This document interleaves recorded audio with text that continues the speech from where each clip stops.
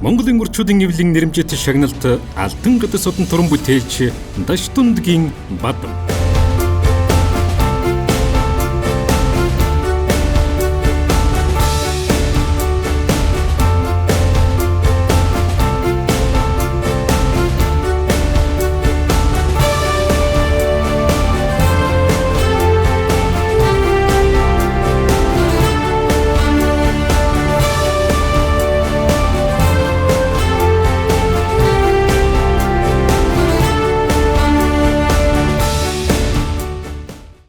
Үзэсгэлэнгийн ерхий кураторыг ажилласан кураторын их заяаг хүрж байна.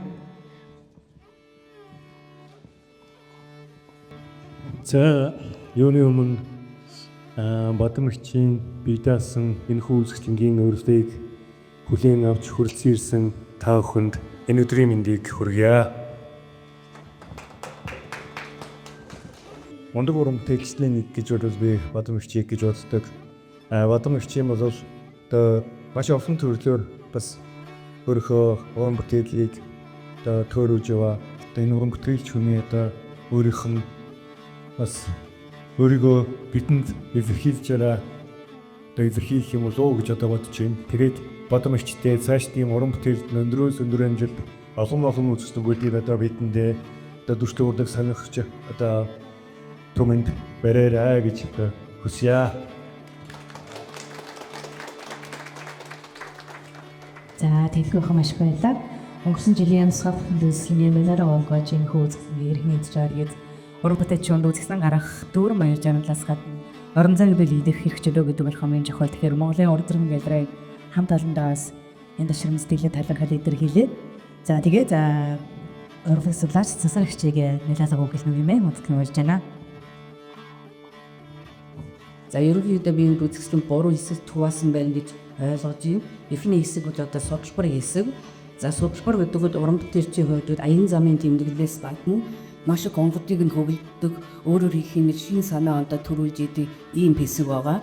За хоёр дахь хэсэг нь бол Монгол зургийн сүүл үеийн бүтээлүүд, гурав дахь хэсэгдүүд Бадамын эхэлсэн тэр нэлээд олон орчин үеийн урлагийг багтааж чадсан ийм л урлагийн бүтээлүүд гэж харж байна.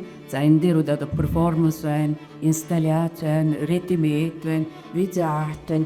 Ийм олон төрлөөр нэг дор их сонирхолтой бүтээл хийсэн байна. Та нар эндээс маш их зүйлийг олж мэднэ гэж найдаж байна. За ер нь Монгол зургийн зураач гэдэг нь маш их сэтгэлийн тэнхээтэй төвчээр хатууждын туйл гэж хийж болно. Яг хэмэд ус дуран бүтээлчдийг бодох юм бол маш их төвчээртэй цууд зурдаг тийм ээ. Харааны чадвар шавдсан, арын ууш ардсан ийм л нарийн урдаг байдаг. Тэгээ энэ бүтээлүүдийг хазаах маш том зохиомжууд байна. Ямар ч олон фигуртэй өөрөөр хэлбэл тоолоод барахаар бүтээ хараад хараг гүйцгээргүй эндээс их олон зүйлийг мэдэж болохоор энэ сонирхолтой үйл явдалч байна тийм ээ. Танин мэдбэнч үйл явдал байна. За сэдвийн хувьд мэдээж хэрэг Монгол ардын ахуй голж байгаа. За хэдийгээр уран бүтээлчүүл гадаадд их явдаг. Тэгээ саяхан хүртэл Европын ихэнх орнуудаар аялаад ирсэн байна. За энийх үр дүнд бас олон сайхан бүтээлүүдийг бойрон гэдэгт найдаж байна. За ингээд Бадамда шинхэн уран бүтээлээрээ та нартай бидэг болж байгаа маш их баярлалаа. Цаашдаа уран бүтээл улам өндөр гамжийг хүсье.